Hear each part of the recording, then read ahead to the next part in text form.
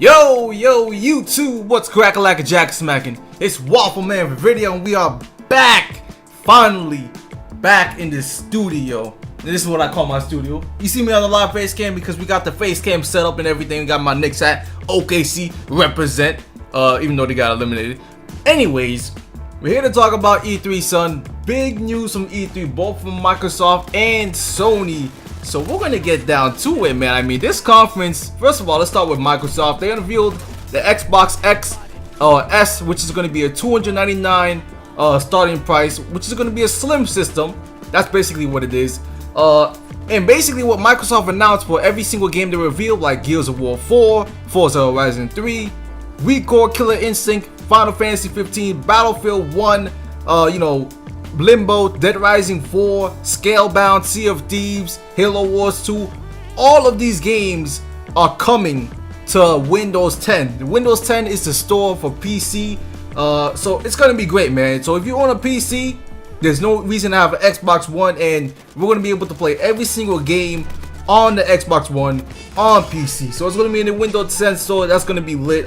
Gears of War 4 is coming, and it's gonna be cross-play in the multiplayer, in co-op, and horde mode. So it's gonna be great, man. It's gonna be lit. I can't wait to play Gears of War 4 1440p 60 frames per second. It's gonna be looking beautiful. I played Gears of War Ultimate Edition this year in the beginning, somewhere I think February or March, and it was a great game, man. I enjoyed that game, so I can't wait.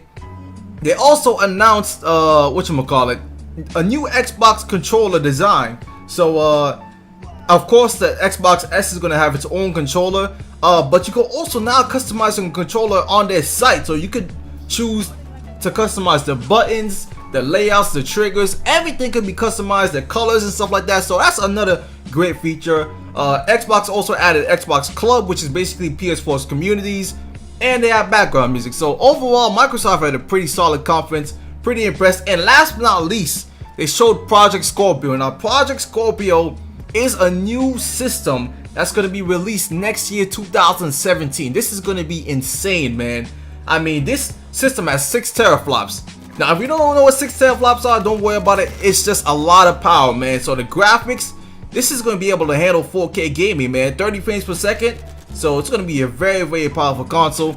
Can't wait to see the price point. I'm probably not going to get it because, of course, I already have a PC and a PS4. But let's talk about the PS4, man. Let's talk about Sony. They came out guns blazing. Sony had a phenomenal conference, man. Games. First, we saw God of War, which I played God of War 3 this year, as well as Gears of War. See, I'm playing all the old games, but God of War, a great game, man. God of War 3, great game. And this God of War, when they showed it, it looks like Kratos. You know, it looks like Kratos, but this is not, there's no Zeus. There's no Athena. This is a new mythology. This is, I think, Northern mythology, Norse mythology, something like that. But this God of War, it's a reboot of the franchise, and it looks cool, man. It's not the same style of gameplay back, which God of War had in the days where you had that fixed camera angle. But this is new, man. He has that hammer or that axe.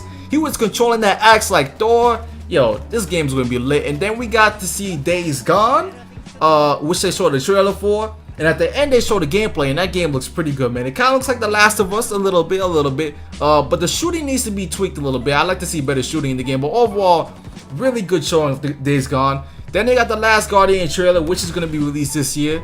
I'm actually interested in this game. Want to see what this game's up. Then we saw some gameplay for Horizon Zero Dawn by Guerrilla Games. And you know I'm a huge Guerrilla Games fan. And yo, that game just looks great, man. The gameplay for that game looks amazing. Wonder if it's gonna have multiplayer. I think it will because, you know, GG's always putting multiplayers in their game, and hopefully it does. But then we saw Detroit by Quantic Dreams, and you know I love Quantic Dreams. They made Heavy Rain, they made Beyond Two Souls.